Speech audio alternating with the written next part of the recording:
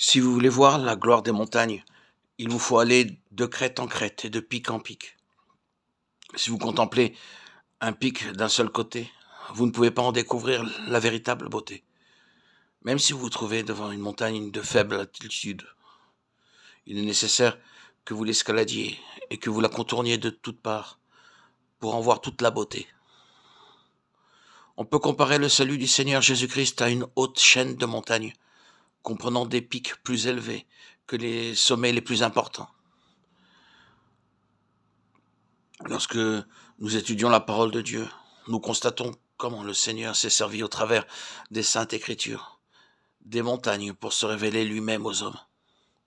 Dieu a conduit Abraham au sommet du mont Moria pour mettre sa voix à l'épreuve. Moïse a été amené au sommet de la montagne du mont Sinaï pour recevoir le modèle du tabernacle.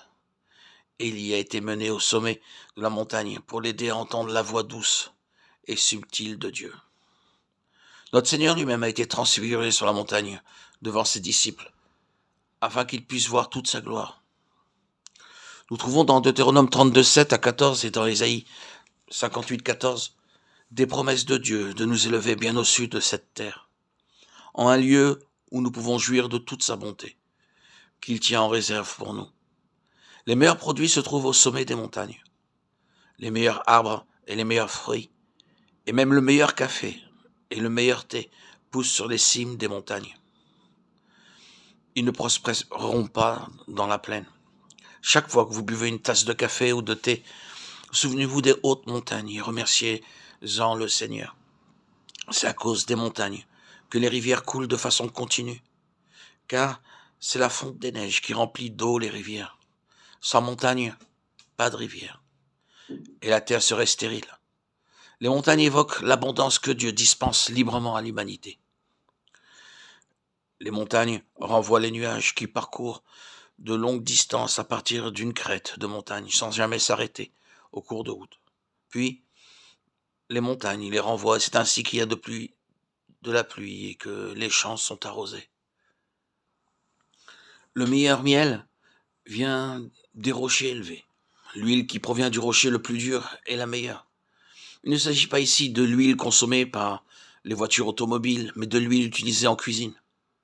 Le verset 13 du chapitre 32 du Deutéronome met en évidence la fertilité des montagnes de la terre promise. Les meilleures brebis se rencontrent, elles aussi, sur les hautes montagnes. Deutéronome 32, 14.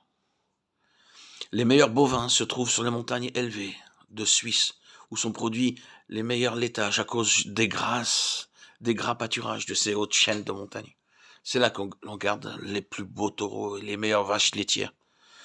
Toutes ces réalités évoquent la façon dont le Seigneur offre en abondance à ses enfants les meilleurs produits. Bien que nous soyons tellement indignes de son amour, cependant grâce à cet amour, nous devenons précieux. Il répand sur nous en abondance toutes ces bonnes choses, parce que nous sommes son peuple acquis.